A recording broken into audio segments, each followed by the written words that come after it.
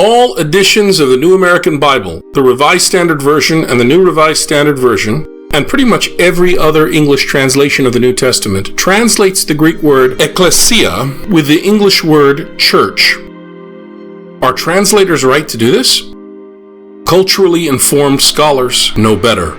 Even the Catholic members of the Context Group of Biblical Scholars consistently avoid using the word church to describe any first-century gathering or body, and never use church to translate ekklesia. Why? Because for the majority of readers, church refers to a social institution of their 21st century experience, including the buildings in which Christians gather for worship.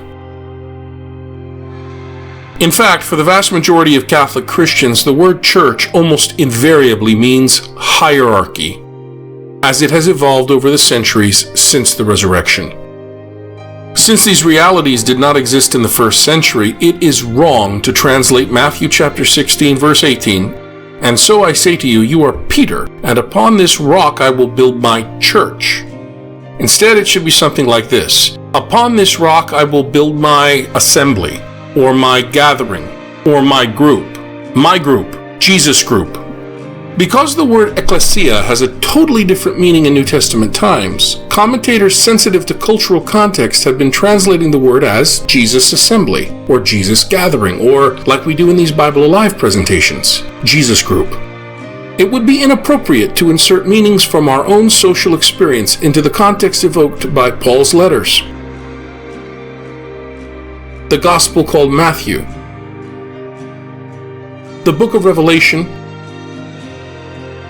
and anywhere in the New Testament where Ekklesia is. Sorry, folks, your English translations are wrong. The Greek word ekklesia refers to the gathering or assembly of people called or summoned. In the time of Paul, the word had two related meanings, depending on social context.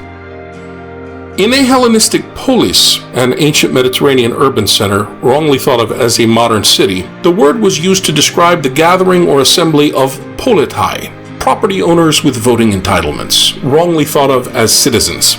These persons gathered because they were summoned to deal with matters of significance to the polis. The same Hellenistic Greek word was used by the translators of the Scriptures of Israel into Greek, the Septuagint. In this translation, ekklesia translates the Hebrew kahal in the Persian authorized story of the mythical Exodus. Both words have a similar meaning, ekklesia and kahal. Specifically, the gathering or assembly of people called by the God of Israel, assembled to leave Egypt at the Exodus because they were summoned or called by the God of Israel. The use of the word ekklesia seems to be well known to Paul and readily understandable by his audiences because of their common Israelite background and knowledge of the Exodus story. You gotta remember, Paul is writing a lot of information that to most Mediterraneans would be completely over their heads. He alludes to so many things in Israelite tradition, it demands who he was writing to were Israelites. In Paul's viewpoint, the Jesus groups that have gathered or assembled in response to the proclamation of the gospel of God are always considered to have been called by the God of Israel, as these passages showcase, just like earlier Israel was at the Exodus. The goal of this being called is, of course, freedom, but a limited freedom, a finite freedom, freedom to serve the God of Israel. For you were called to freedom, Galatians chapter 5, verse 13. Can it be truthfully said that our churches are in continuity with the earliest Jesus groups? Yes, provided we maintain that the continuity we have is always a continuity within development. That essential developmental aspect does not demand that what evolved later wasn't God's will or that it was necessarily wrong, but we ought to be honest enough to recognize that not everything that evolved later on was good and God-authored. I'll give just one example.